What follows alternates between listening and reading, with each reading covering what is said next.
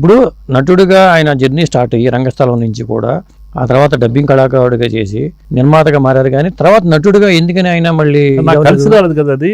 నేను మళ్ళీ దాంట్లోకి ఎందుకు వెళ్ళడం అని ఓకే అనుకున్నారు. అనుకున్నాను అంతే. చాలా క్యారెక్టర్స్ భారతీయ రాజా గారు కానీ ఇలా ఏమన్నారు, ఆ క్యారెక్టర్ చేయొచ్చు కదా, ఈ క్యారెక్టర్ చేయొచ్చు కదని. అసలు నాకు కలిసి రాలేదు, నాకు ఇది కలిసి వచ్చింది దీంట్లో అంటాను.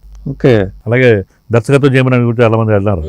నేను ఒక దాంట్లోనే ట్రావెల్ చేస్తాను, 2 పడవల మీద నిర్మాత ప్లస్ దర్శకుడుగా నేను చేయలేను. రిజిడ్గా అట్లాగే రిజిడ్గా ఉండేవాళ్ళే అనుకుంటే దానికి కమిట్ అయిపోయి అలాగే ఉండేవాళ్ళు. ఇప్పుడు దర్శకుడు కాకపోయినా కూడా అండి ఆల్మోస్ట్ దర్శకుడి దగ్గరే ఉండేవాడండి నేను షూటింగ్ స్పాట్లో.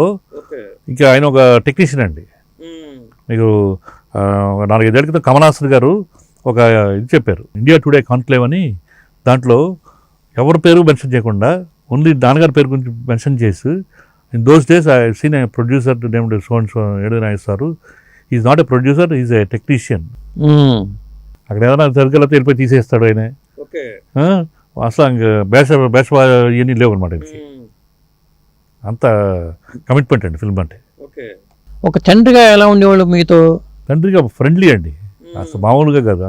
ఆయన ఇచ్చిన ప్రోత్సాహంతో నేను ఇవాళ ఈ ఫీల్డ్లోనే ఇలా కంటిన్యూ అవ్వడానికి నాకు అవకాశం వచ్చిందండి.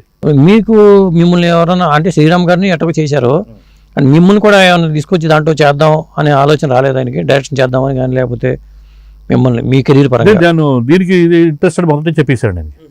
ఎందుకంటే నేను ఇంట్లో ఆకరపోయానండి. ఆయనకి ప్యాంపర్డ్ ఆల్మోస్ట్. అంటే ఎక్కడికి ఎలా వెళ్తే నేను కూడా వెళ్ళిపోయాడండి. సో అబ్జర్వేషన్ చేసేవాడు, ఏదైనా అబ్జర్వ్ చేసేవాడు. చిన్నప్పటి నుంచి ఆయన వేషాలు వేసినప్పుడు కూడా కొన్ని జ్ఞాపకం నాకు. ఆయన అంటే చిన్నపిల్లడు అయినా కూడా అలా వెళ్ళిపోయాడండి. దాంతో ఏదన్నా ఇంట్లో అబ్జర్వ్ చేసి ప్రతి దాంట్లో ఇన్వాల్వ్ అయిపోయాడండి. దాంతో ఫస్ట్ ప్రొడక్షన్ తాయారమ్మ బంగారీలో కూడా నేను సిరిసిరిమూలో కూడా కొంచెం ఇన్వాల్వ్మెంట్ ఉంది నాకు. అంటే చిన్న చిన్న అవార్డుకి పంపడానికి అప్లికేషన్స్, దానికి ఫార్మాలిటీస్ ఉంటాయండి. అవన్నీ కొంచెం నాకు కొంచెం ఇంట్రెస్ట్ అండి ఇలాంటివన్నీ. అలాగా ఏదన్నా విశ్వనాథ్ గారి దగ్గర కూడా బాగా అనమాట నాకు బాగా. ఆయన రాజా నువ్వు అది తీసుకురా అని చెప్పి ఆయన కూడా పురమాయించేవారు. సో అలాగా అలా ఆయన కూడా ఉండడంతో ఇంకా నేను ఓన్లీ ప్రొడక్షనే, నాకు ఇంకో సెక్షన్ ఇంట్రెస్ట్ లేదండి. ఓకే, యాక్టింగ్ కూడా వచ్చింది అప్పుడు. ఆయన సినిమా ఫీల్డ్లో ఉన్నప్పుడే పెళ్ళి అయిందండి మీ నాన్నగారికి? ముందే రంగస్థలంలో ఉన్నప్పుడు అయిందా? ముందే అండి, పెళ్ళి అయ్యాకనే వచ్చారు ఇక్కడికి. అట్లాగా ఫ్యామిలీతో వచ్చారా? ఫ్యామిలీతో అండి. అట్లాగా. ఓకే, అంటే బంధువుల అమ్మాయా లేకపోతే మేనమామ గారు అమ్మాయి, మా మేనత్త కూతురు. మొత్తానికి వాళ్ళు వెళ్ళారు అక్కడికి, వేషాలు కానీ సరిగ్గా రావట్లేదు. మరి ఫైనాన్షియల్ గా స్ట్రగుల్ అవుతారు కదా, ఎలా ఫేస్ చేసి ఉంటారు? అదే చాలా పెద్ద ప్రాబ్లమ్స్ ఫేస్ చేశారు నేను.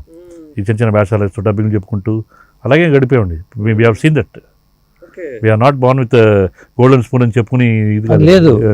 మీరు అందరూ కష్టాలు పడ్డారు, చూసేవాడు. మేము నాన్నగారు ఎంత కష్టపడ్డారో, ఎలా వచ్చారో అని మేము చూసాం. మేము కూడా we are also a part of that.